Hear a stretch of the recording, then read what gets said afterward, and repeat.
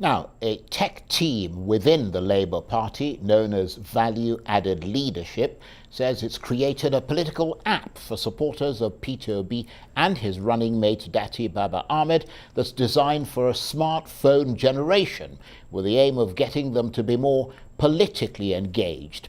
The aim is to align them with the candidates they support, helping them to sort through the wealth of raw political data on offer, and helping to increase their electoral participation at various polling units. The Labour Party suggests that it is a sort of intersection of tech and politics that will help to minimise electoral manipulation. They say it'll also help the party to create a sort of virtual structure with the right organisational awareness about what supporters need to do before, during and after the elections.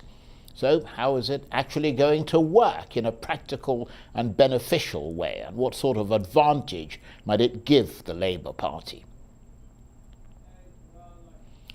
Well, for more on this, I'm joined now from our studios in Lagos by the Special Advisor to the Labour Party presidential candidate on technology and strategic alliances, Valentine Ozigbo. Thank you, Valentine, for joining us. Quite a long week for you. You've been on the hustings, so we really appreciate the fact that you're coming to talk to us about this. So tell us about this app that you and your colleagues have been describing as a wonder app and a game changer. Thank you, Charles. It's always good to be with you, though this time in different studios. Yes, I am excited to talk about this Town Hall app, which for me and for a lot of people is the game changer. The Town Hall app basically will help the obedient movement to organize themselves. We all need to get ourselves properly and fully well engaged, well educated, the awareness of what we need to do before the election, on the election day, and post-election are well articulated. And what a seamless way of engaging and disseminating information than a customized tool, which is what the app is also going to help us achieve. As you know, most often than not, when you have a movement like this, difficulty usually is in the organizing. Even when you look at a simple database, the other parties will tell you, oh, we have the database of the INEC register. But how do you organize people? How do you make sure that the right people are in the right places and know what they need to do? So this is really what this app is bringing on board. And I'm glad to see that there have actually been a lot of attempts by different members of the obedient movement to come up with different creative ways of getting this done. But finally, we got this launched, and I am excited by the acceptability so far. Just within a few days, we've gotten over 30,000 in terms of downloads, and many more. And hopefully, as we also update the app, because we're also receiving feedback that we need to improve upon, and which is fantastic. And as that progresses, the whole idea is, let us know who is where, who is in which polling unit, who is in which ward, which local government, which state, and how do we engage. And so we will be coming up with a lot of creative ideas on how to inspire everybody and get them to really, really do the needful. Don't forget, in the past, we've never had even up to 30% voter turnout. The numbers are usually very limiting.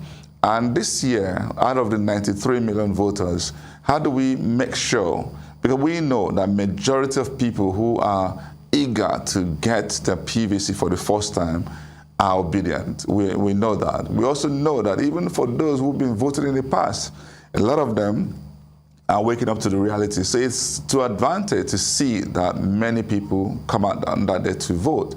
And if we're able to move the number to 50 million, 60 million, that will be unprecedented. And that will make sure that the win will be clear and decisive. And for us, the best way to get all these people out on that day will be technology. Yes, we're also aware that there are some locations where this technology may not have permeated. Of course, we don't expect the 100% of Nigerian voters to be fully tech savvy. But for those who know, they will also explain to those who don't know, who are not hooked on. And ultimately, you will see that technology is the way for the future. And for us, who are also we're movements of the youth, the younger generation. Of course, we can tell you across all the other demographics, obedience is catching up everywhere. But for the younger ones, they have that burning zeal. They are eager to see this change. They are maybe even most tired of the status quo, and so the anger in them can be organized into a proper structure, which will transcend the type of structure that other parties have always boasted on. So for us, indeed, it's a game changer, and we're seeing that play out as we unfold. Well, thanks for trying to explain that. But for people like myself who sort of advance arithmetically, whilst people like yourself obviously are advancing geometrically, I'm rather curious to know how exactly it's going to help propel P2B into Aso Rock, because that really is the bottom line, isn't it? Yes, it's mobilization. So if you download the app, what you are going to get is, if you open the app every morning, you will see your polling units. You will see every other person who also has downloaded this app from your polling unit. And you can start off a conversation. Hello, we should meet this morning. Okay, I'm somewhere here. And it's just like being in a WhatsApp group, okay? But this one, the same thing is happening in every other polling unit. So you're not going to get somebody that will spend their time creating different WhatsApp groups. No, this is now automatically done. Just the moment you feed in your details, including your personal profiles and where you have registered as a voter, it will now aggregate all that. If you want to have conversation beyond your polling unit and you want to have at a ward level, as you get in there, every other person who has registered within your ward, it becomes a town hall. And you can also move your activities that are offline onto online. When you go take picture, record meeting, you can go and upload it onto this online. So those who couldn't be at the offline meeting can see what happened and get educated. And by the time we start pushing out awareness, educational materials, people can catch up with that. And we will give them instructions. This is what you need to do this week. So by the time you have all that, you are creating massive awareness. You're organizing people, you're empowering them, you're inspiring them. And what else do you need to do to make sure people on that day will come out? So beyond that is on the election day, we will use that to signal where issues are coming up. Materials haven't left the center. Network is not working in this polling unit.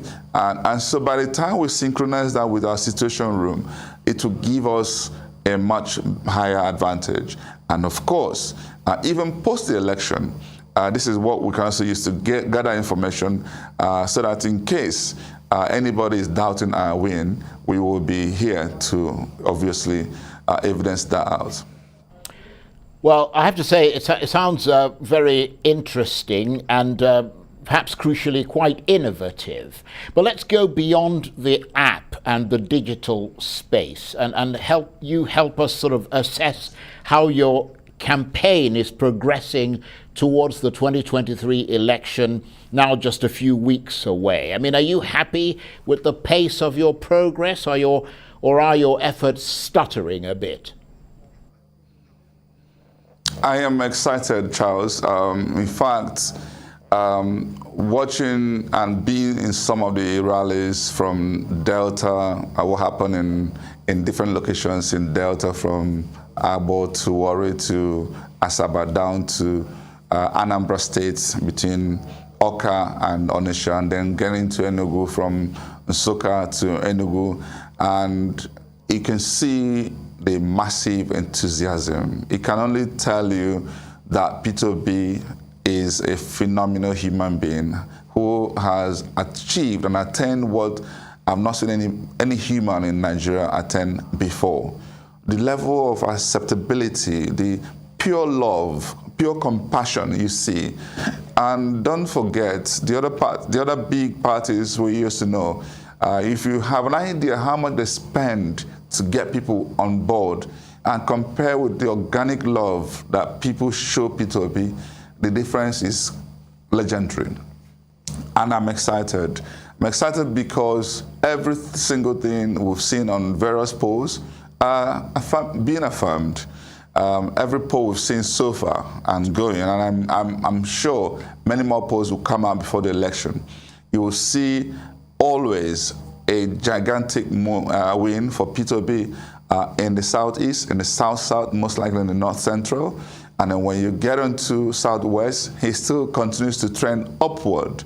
And who says he might even beat BAT Shiwaju in the southwest. And in the northwest and in the northeast, he's also again trending up. Yeah, there's still a bit of a liturgy in some core north, but I can tell you the feedback, the intelligence we're getting is exciting. So in terms of simple majority, I don't see anybody who even comes close. But in terms of the spread, which is where a few people had expressed concern, we've also identified some states in the northwest and northeast that will make that a clear possibility. So what we're seeing here is P2B winning on first ballot. So all we're now doing is to make sure that that win is not even in any way controverted. We don't want anybody to be in doubt that he has won. And this is why we need to organize properly. And come on, what has changed? The anger in people is still there. Look at all the news headlines you've been reading about, even what you spoke about just a few minutes ago about education and health. I'm waiting to see what my dear friend Senator Tejoshi is going to say here, because I know how terrible things have become. So the anger is still there. People are boiling. If you see what is happening at the centers where they're going to collect the PVC, perhaps you media should do some exit polls and checking those people picking up PVC. Who are they going to vote? You can see that this election has already been concluded. It is just for us to make sure that whatever other plans they have for violence and for vote buying, all of that, are further frustrated. And I can bet you, when they see the dominance of people who are coming out for the right reasons, I can tell you all those other plans will fall flat. So I'm very excited with where we are, and I think in the next couple of weeks, things will even get better. Hopefully, who knows, maybe the other two candidates may decide they're not running anymore. Well, I think the prospect of that is rather unlikely. But in a moment, I want to talk to you about those concerns that you raised. But the fact, of course, is that, Valentine, as you know, we in the media, we talk to all the different candidates and their supporters and the people who work with them and so on. And all of them would pretty much say things along the same lines that you're saying, which is that theirs is best and theirs is likely to come out on top. But of course, as ever, there's more heat than light when it comes to knowing for sure which of the candidates has the upper hand in this election. And I'm sure even you will admit that. But let me say this to you. Forget about what people who are close to the candidate, who are paid to speak, what they say. Forget those. What I'm saying here is, don't even take my word.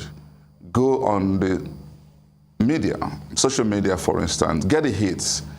If you see 3 billion hits on P2B, you probably will see 200 million hits on Atiku and Bola Tinubu. That's the margin you see. That's the point I'm making. You get polls from independent, in some cases, polls even commissioned by the opponents, and P2B is leading. That's what I'm talking about. You hear the legends of Obasanjo endorsing P2B, Clark endorsing P2B, Adebanjo endorsing P2B, and now just this morning, Professor ABC wants to send me is throwing the towel from being a BOT member of PDP to, because, again, for a reason we know, also backing P2B. And when you also see all the geopolitical areas coming on board, when you see the youths rising, when you see foreign medias from times of UK and all that, everybody saying the same thing, how can you compare? Don't take what those surrogates are saying.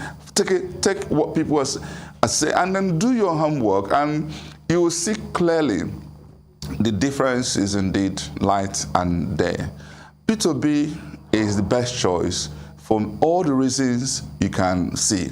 What is about the character and track record is number one. He will tell you what he has done, and he will challenge you to go and verify. He will point to all the things he plans to do in the future and link it up with what he had already done. That's credibility, that's integrity. He also show you the vision he has, especially moving Nigeria from consumption to production. He will show you how he's able to maintain transparency, and he's not corrupt. Nobody can bet, everybody understands that this is one man who can fight corruption head on. The others don't even have the courage to muster that word. They can't, because we know it's impossible. What I'm saying to you here is that if you look at all the reasons to look, whether from the character, competence, capacity, capability, compassion, love for country, Peter is number one. If you're looking at those who are looking at from subjective consideration, things like where you are from, for the unity of this country, for fairness, equity, justice, we know where the next president should come from, and P2B is from the right place. Even though he will be the first to tell you he's not running for this election because he's an Igbo man or from the south. He's running because he's the most competent and most qualified, and everybody understands that. But if you also even bring all the other sentiments that are mundane, religious sentiments, against his advantage. So the issue I'm making here is whether you're objective, whether you're subjective, and if you want to be honest to yourself, if not for selfish reasons, if not for self-interest reasons, I can tell you, even those on the camp of APC and PDP will come to the same conclusion, that if you really, really want a better country, P2B is the man. That's why he is being celebrated already across diaspora, local, across the media, across all demographics. Anybody who does what I'm saying, go do your own check. Don't take my word. Just go out there and test the waters. Charles, I challenge you this night. Go onto your social media handle. Put it out there. Who do you wish to be the next president of Nigeria? Come back in the morning and tell me your results.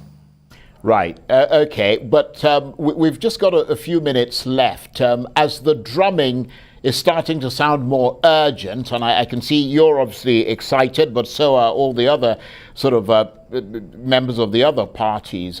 Election day drawing nearer. What are your big concerns about this ballot? What do you fear could go wrong and upset the apple cart? I don't see anything that will not make P2B win this election. However, I see things that give me concern in terms of, how they may impact on the safety of people. When I see INEC offices being burnt, when I see the insecurity across Nigeria, it worries me. I know some of these things may even be, again, some who think they can leverage bad incidents to their advantage may be responsible. Because, a lot of what is going on doesn't make sense. They don't make sense at all.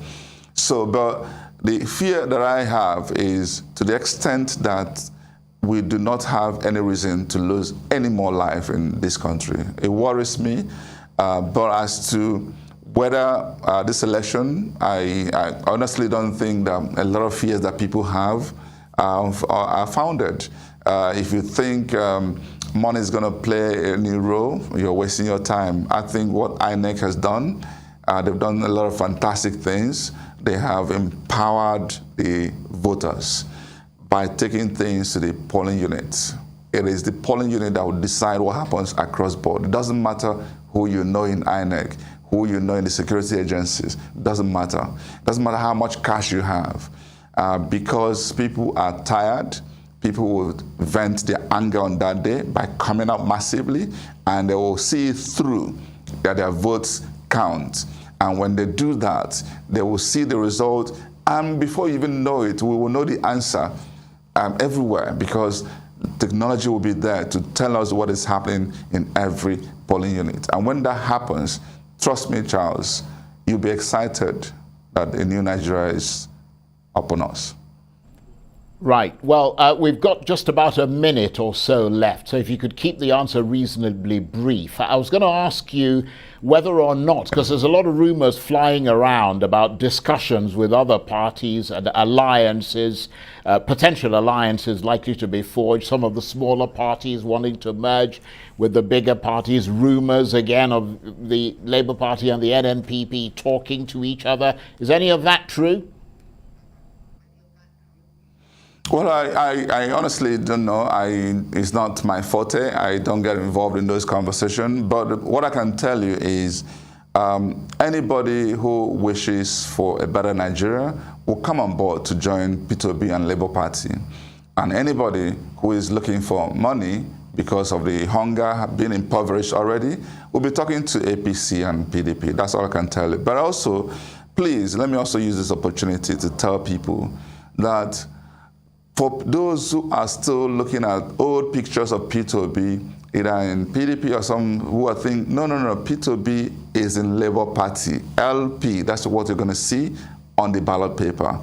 And for those who, again, who may need further clarifications, is that symbol you have the man, the wife, and the child. We call it Papa, Mama, Pikin. I want to make it that obvious so that everybody can pass on this message that that is the party to go for, Labour Party and no other party. The others stand in the past, and Labour Party is for the future. Okay, Valentine, I want to thank you very much indeed for taking the time to talk to us. Valentine Ozigbo is the Special Advisor to the Labour Party presidential candidate on technology and strategic alliances. Thank you very much.